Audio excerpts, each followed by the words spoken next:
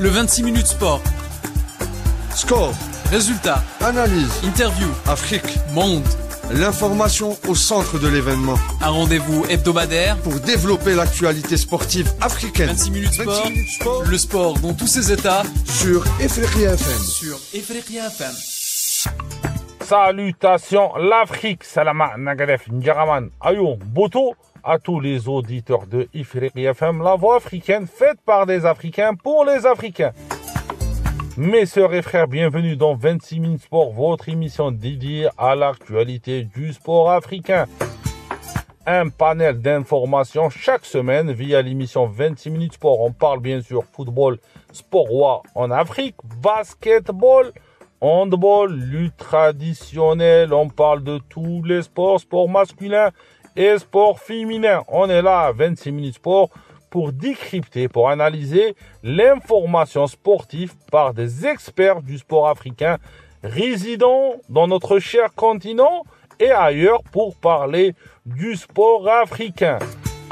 Comme vous le savez, 26 minutes sport est une émission spéciale actualité. On parle du football aujourd'hui, le football camerounais avec Guy Toum. On va parler du badminton aussi, de l'haltérophilie. Au Cameroun, on va faire l'analyse du sport camerounais avec Guy Toum, comme vous le savez, notre expert du sport camerounais, du football. Je vous invite à suivre Guy, qui est présent sur les réseaux sociaux. Il est sur Camfoot, il est sur les réseaux sociaux avec des réflexions sur le sport camerounais. Et en exclusivité, pour la première fois depuis des années, Ahmed Reda Medouni, l'un des rares joueurs africains à avoir laissé son empreinte dans le fameux championnat allemand, la Bundesliga. Ahmed Reda Medouni, l'international algérien, formé à Montpellier, passé par le Borussia Dortmund. Il a joué au club du Bayer Leverkusen, il a joué au FC Nantes, il a joué à l'Union Berlin. Ahmed Reda Medouni, il sera avec nous pour parler de la signature du jeune Maza, l'international algérien, qui a signé son contrat pour la saison 2025-2026, où il portera les couleurs du club allemand, le club prestigieux du Bayer Leverkusen, en étant le deuxième Algérien avec Ahmed Reda Medouni. Et Guy Itoum, comme on a dit, il sera l'analyse du football et de tous les sports au Cameroun. On va avoir avec nous Reda Medouni en exclusivité. Bonjour Reda. Bonjour Walid, bonjour les auditeurs de Ifriqiya FM, bonjour à tous. Reda, la signature du jeune Maza à Bayer Leverkusen, donne-nous ton avis sur cette signature-là. Comment tu as vu qu'un autre Algérien soit signataire du grand club allemand du Bayer Leverkusen? Oui, donc ça représente beaucoup de plaisir et surtout de la fierté de voir des jeunes Algériens arriver dans des clubs, dans les meilleurs clubs des championnats. Leverkusen, je suis resté pendant 2 ans, entre 2005 et 2007. Donc c'est un club, je pense, qui pourrait bien lui aller, en sachant qu'il est né à Berlin, qu'il a grandi à Berlin. C'est une prochaine étape maintenant pour lui, c'est de partir un peu de son cocon, on va dire, et puis trouver un autre bon club où on joue au football, où on essaye d'avoir la possession, et je pense que ses qualités vont amener un plus au club. Et puis pour lui, c'est un peu de prendre l'envol, on va dire, au haut niveau. Donc je suis très content. Et ouais, comme je l'ai dit, voilà, voir des Algériens évoluer dans les meilleurs clubs, c'est toujours un plaisir. Aussi, on aimerait bien, Reda, que tu nous analyses le profil du jeune Maza, comment tu vois ce joueur-là, son état d'esprit, ses points forts.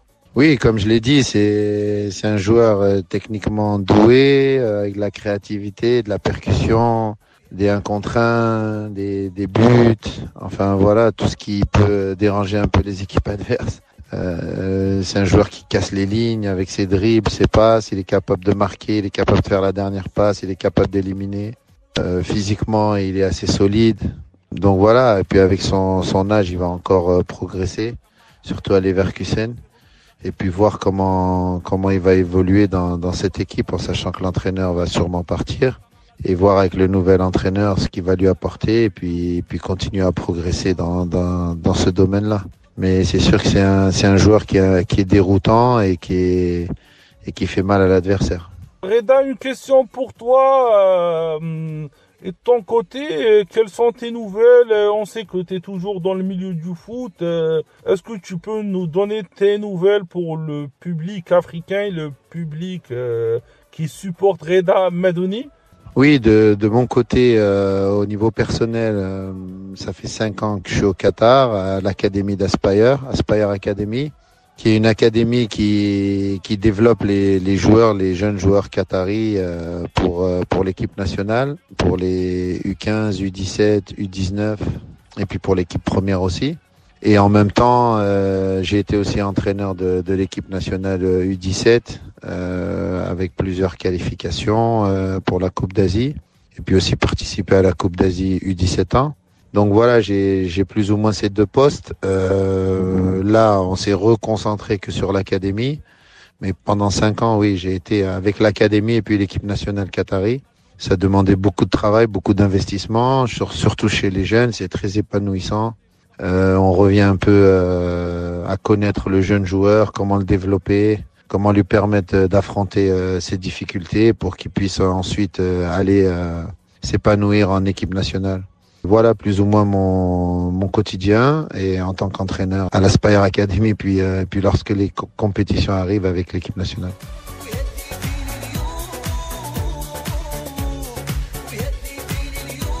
Merci Reda Madouni de ta gentillesse, de ta disponibilité.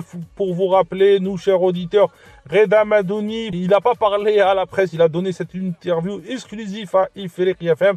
On remercie Reda Madouni et on salue tous les Algériens et tous les Africains qui ont porté les couleurs des équipes allemandes de Bundesliga.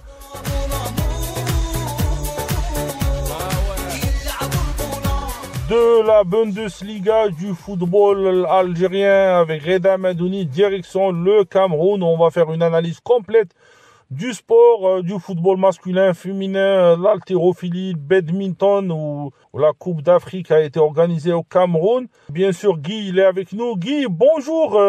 Le nouveau tournoi que les Lions vont participer, beaucoup de plumes au Cameroun, ils voient que c'est un tournoi fake, que c'est un tournoi qui est pas à la hauteur des Lions indomptables. Parle-nous de cette histoire de préparation pour les Lions du Cameroun. Bonjour Walid, bonjour à tous les auditeurs d'Ifriqiya FM. Alors oui, nous avons appris tout récemment par la fédération, notamment via son secrétaire général Isaac Mandon, que les Lions indomptables prendront part à l'Africa Week 2025, qui est un tournoi. Ça a été pour nous une très grande surprise parce que beaucoup de Camerounais s'attendaient à ce que les Lions indomptables aient un sparring partner sérieux pour la trêve du mois de juin. Alors cette participation à ce tournoi fait notamment suite au fait que le Cameroun, la fédération notamment, n'a pas pu trouver un adversaire sérieux aux Lions indomptables. Là où toutes les nations sérieuses africaines, je veux dire les nations du top 10, vont affronter des pays de leur calibre, le Cameroun va participer à ce tournoi-là. Je n'ai rien contre ce tournoi, je respecte les équipes qui vont y être engagés, mais je pense quand même que l'idéal pour le Cameroun aurait été, en vue des échéances prochaines, qui sont notamment les matchs de qualification pour le mondial, où on est passé deuxième et où il va falloir batailler dur pour repasser devant le Cap-Vert, et la Coupe d'Afrique qui se profile à l'horizon. Je pense que le Cameroun aurait gagné à affronter des adversaires sur le plan continental, déjà à la hauteur, notamment des adversaires du top 10, ou alors sur le plan international, des pays qui ont quand même une renommée dans le football et un niveau de football assez élevé. Cela n'a pas été fait et ça relève un peu les défaillances qu'a le Cameroun depuis pas mal d'années déjà à se trouver des adversaires sérieux en ce qui concerne les rencontres amicales. Alors, on a eu dans ce pays des années où les rencontres amicales se jouaient contre l'Allemagne, contre le Portugal même, de Cristiano Ronaldo. Mais depuis un certain temps, ce n'est plus le cas. Ça me rappelle cet épisode avec l'équipe féminine qui a passé pratiquement un an sans jouer avant la rencontre amicale la rencontre amicale qui s'est déroulée récemment et qui a vu la victoire du Cameroun 1-0. Les Lions indomptables ont passé un an complètement sans jouer. Ceci du fait que, n'étant pas engagés dans des compétitions internationales, la FECAFOOT n'a pas pu trouver à ces filles des partenaires sérieux pour des échéances amicales lors des trêves FIFA réservées aux dames. Donc, cela se traduit encore aujourd'hui par des hommes parce que depuis l'arrivée, je vais dire, de Samuel Eto'o, presque toutes les périodes de FIFA ont coïncidé avec des matchs soit de qualification pour la CAN, soit de qualification pour le mondial. On n'a jamais eu une période FIFA comme celle de juin qui arrive où il va falloir rencontrer un adversaire amical. La dernière en date, c'était je crois en 2023 ou 2024, je me rappelle plus, en juin, contre le Mexique. Donc voilà, cela est révélateur du fait que, bon, aujourd'hui la fédération a un peu de la peine, elle a perdu de sa notoriété et le Cameroun avec elle en partant. Guy, à part le football masculin, mais on voit qu'il y a ce développement-là au niveau du football féminin. On voit que les Camerounaises revivent en Afrique. Oui, c'est un peu l'élément à mettre au crédit de Samuel Eto'o et de sa fédération. Le football féminin, notamment les catégories jeunes, connaissent une certaine embellie depuis quelque temps. Je pense, quand je le dis, je pense à la qualification et à la brillante participation des Lions U20 au mondial en Colombie il y a quelques mois déjà. Et aujourd'hui, nos Lions U17 qui sont déjà qualifiés, Walid, oui, elles sont déjà qualifiées après la double victoire en double confrontation face au Kenya, 1-0 à Nairobi et 3-1 ici à Yaoundé. Et elles ont effectué un parcours assez brillant dans ces qualifications, un parcours qui force l'admiration. Maintenant, nous sommes au niveau africain où le football U17 féminin n'est pas aussi développé que ça. Ça, ce n'est pas pour dire que les Lions ont eu des victoires au rabais, non. Elles ont tout le mérite. Mais ce que je veux dire, c'est qu'au niveau international, ce sera un peu plus compliqué.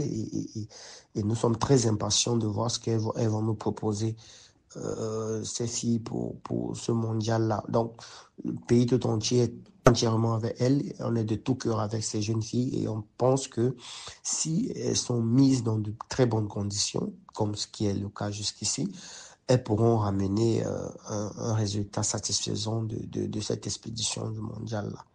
Guy, au niveau du football local, la 23e journée du championnat, elle a donné quoi au Cameroun? Alors, oui, on a même déjà débuté la 23e journée de la MTN Elite One et notamment le leader Colombe du Diaye Lobo s'est imposé 1-0. Et il faut dire que la Colombe est le principal favori au titre de champion cette saison. Avec ce qu'il démontre, ils perdent très peu de matchs, ils concèdent très peu de nuls et sont sur une folle série de victoires. Je dirais de 7 victoires sur les 7 dernières rencontres. Donc, c'est dire que la Colombe, déjà championne du Cameroun, il faut le rappeler, championne du Cameroun lors de la Coupe du Cameroun et lors du Trophée des champions qui opposait le champion du championnat de la saison dernière, Victoria United, au champion de la Coupe. Donc, la Colombe est sur 2 titres successifs, la Coupe du Cameroun et le Trophée des champions. Et là, elle s'apprête à remporter son premier titre de champion du Cameroun de MTN Elite One. Donc, c'est une équipe assez régulière ces 3 dernières années, je dirais, avec un nouvel entraîneur, Richard Toa, qui, depuis son arrivée la saison dernière, a essayé de mettre sur pied un système de jeu qui sied à la Colombe et qui est en train de produire des résultats avec ses 2 premiers titres, comme je disais, et en chemin pour ce titre de champion du Cameroun. Donc, voilà, malgré les soubresauts qui secouent le championnat, parce qu'il faut le dire, cette saison est en termes d'organisation et de gestion, c'est l'une des saisons du championnat les plus catastrophiques sous l'ère de Samuel Eto'o, avec les arbitres qui sont en grève, les joueurs qui sont en grève, les équipes qui démissionnent, qui reviennent, et tout un tas d'autres problèmes. Donc, c'est vraiment une saison compliquée en termes de gestion managériale, mais on a quand même en termes de spectacle la Colombe qui assure et beaucoup d'autres équipes qui nous produisent du beau jeu. Maintenant, s'il faut parler du maintien, c'est très compliqué pour des équipes mythiques comme l'Union de Douala, Bamboutos, qui sont presque condamnés à la relégation. Mais il y a Dynamo qui a effectué dimanche une très belle opération en battant Victoria United, le champion de la saison dernière, sur le score de 4-2. Donc, Dynamo est en train de prendre une belle option pour se maintenir. Eux qui sont encore englués dans la zone rouge, mais qui, avec ce résultat, espèrent se sortir de ce démon de la relégation et avancer. Donc voilà, la 23e journée, il en reste 7 pour la fin du championnat. Et partant, Colombe est bien parti pour finir champion et Dynamo, on est presque sûr que Dynamo va se maintenir. L'une des fiertés des jeunes Camerounaises, Cathy Bia, la gardienne de but, plus grande d'espoir, je crois, du football camerounais au niveau football féminin. Parle-nous de cette athlète. Oui, c'est l'une des fiertés ces dernières années du football féminin au Cameroun, Cathy Bia, qui à 18 ans a terminé la saison championne, qui a terminé championne avec son club et qui a été élue meilleure gardienne camerounaise de l'année. Il faut rappeler qu'elle a 18 ans, c'est un âge, elle a une grosse marge de progression devant elle, elle a du temps. Et pour la sélection, elle a déjà été convoquée en sélection. Donc, je pense que avec ce qu'elle propose depuis, parce qu'elle est aujourd'hui alignée dans 2 catégories de sélection. Elle est la gardienne titulaire des U20 et elle est la gardienne titulaire aussi des Lions Indomptables. Donc, c'est une fierté de voir ces jeunes filles évoluer comme ça. Et avec son transfert à Retafe en Espagne en novembre 2024, elle aura l'occasion de se frotter à des très grandes joueuses du côté de la Liga et d'étoffer encore plus son palmarès, d'étoffer encore plus son style de jeu, de grandir et de vraiment devenir ce pilier dans les buts des Lions Indomptables, ce pilier qui nous manque depuis le départ en retraite d'Annette Ngondom. Donc voilà, je pense que Cathy Bia est véritablement l'avenir de la sélection camerounaise avec la jeune Naomi Eto'o, avec la jeune Adjara au milieu de terrain. Donc voilà, on espère beaucoup de cette jeune fille qui a une grosse marge de manœuvre, une grosse marge de progression à venir, qui fera sans doute la fierté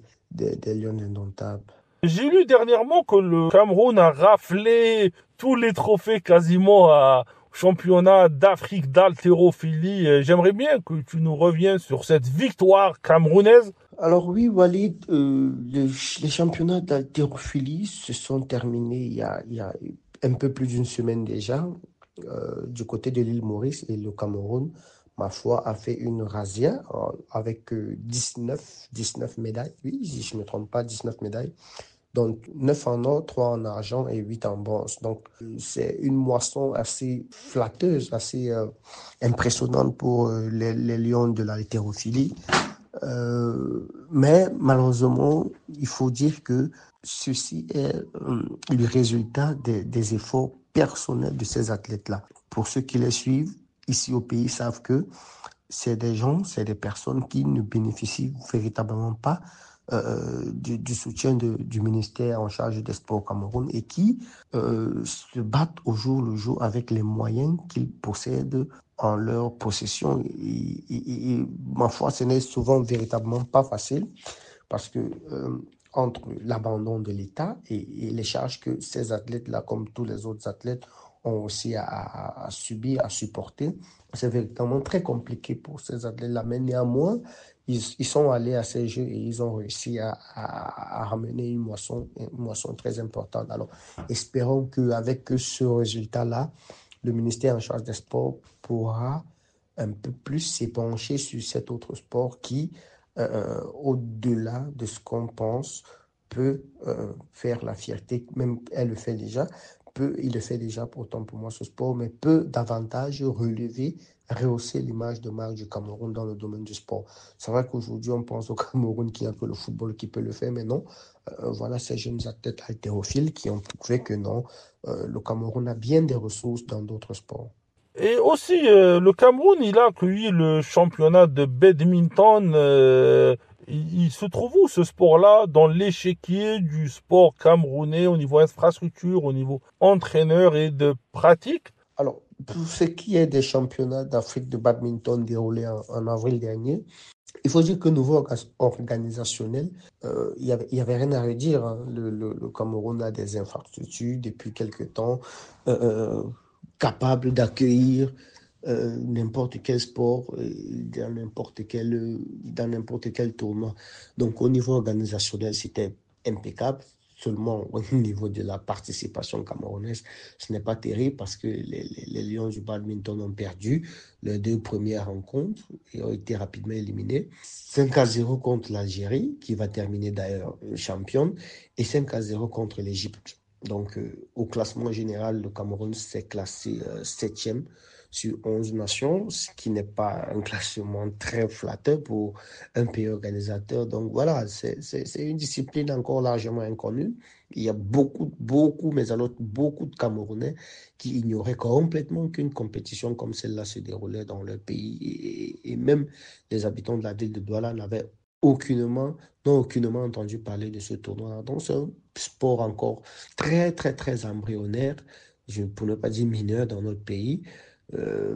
Mais on gagnerait, comme je l'ai dit tantôt, à développer tous les autres types de sports dans lesquels le Cameroun peut exceller. Nous sommes véritablement le seul pays où, pour parler lion indomptable, on voit directement les footballeurs. Alors que non, il y a beaucoup d'autres disciplines dans lesquelles les Camerounais aimeraient exceller, mais ne disposent pas énormément de moyens. Alors qu'à côté, on sait que des milliards de francs CFA sont dépensés sont injectés dans le football qui n'a toujours pas les résultats escomptés. On se dit, bah voilà, c'est légèrement ingrat pour ces autres sportifs, mais bon, ainsi va le Cameroun.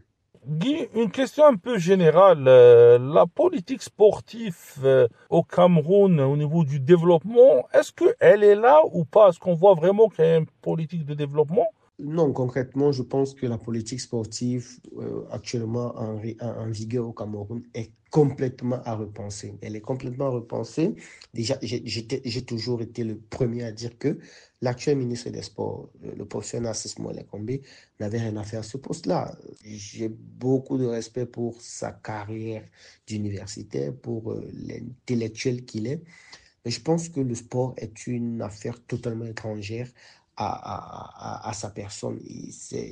Il est un juriste de formation, il est un homme de lettres, très bon littéraire, mais pour ce qui est des politiques sportives et de l'implémentation de ces politiques sportives, je pense qu'il est totalement passé à côté depuis le temps qu'il est au ministère des Sports, depuis 2019, si je ne m'abuse, oui, je crois 2019. Il n'a réellement pas réussi à relever le mouvement sportif camerounais. Au contraire, il a participé à l'enforcer, à l'enfoncer. Le seul domaine, ou alors le seul sport qui avait l'intention, ou alors qui avait la prétention de bien marcher, même si ce n'était qu'un leurre, c'était le football. Et on voit aujourd'hui, le football lui aussi est entré dans des guéguerres entre le ministère et la fédération.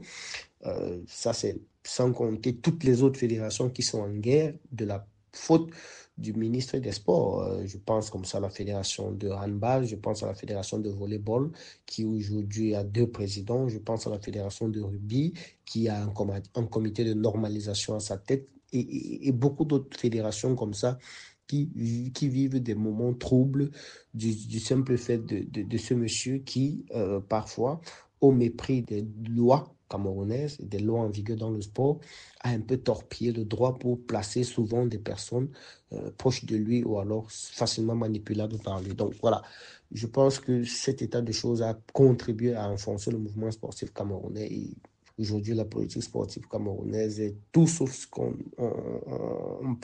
on pouvait s'y attendre. Déjà, quand je parle de ça, je pense au volleyball où le Cameroun avait quand même une prétention africaine élevée. On a remporté des championnats d'Afrique de volleyball chez les dames, on a été vice-champion, on a quand même roulé ces 10 dernières années notre bosse dans le volleyball. Mais depuis un certain temps, depuis que le nouveau ministre est arrivé, plus rien. Le président qui a gagné les élections a été mis à l'écart au profit d'un autre. L'entraîneur Ramsès Akono, qui avait des bons résultats, a été mis de côté pour l'expatrié Nonen Broche. Et puis, donc, voilà.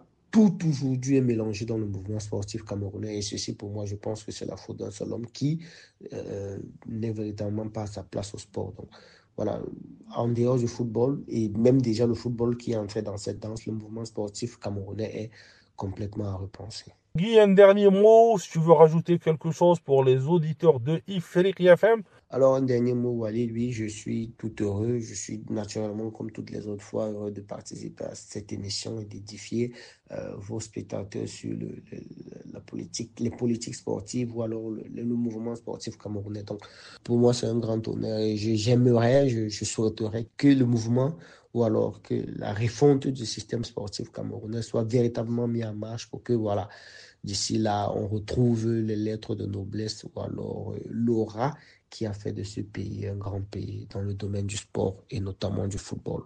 Merci Guy de ta gentillesse, de ta disponibilité. Avant la fin de l'émission, mes sœurs et frères, je vous demande de rester toujours avec nous, de liker nos émissions sur Facebook, Instagram, X, aussi commenter, envoyez-nous des messages, soit via nos pages officielles, soit via ma page perso. On est là pour vous écouter, pour nous améliorer. On vous remercie. Téléchargez notre application disponible sur les plateformes de téléchargement et aussi réécoutez les émissions de Ifriqiya FM sur YouTube. Vous avez 26 minutes sport, l'émission de l'actualité, Ifriqiya Sport, une émission consacrée à la réflexion du sport africain.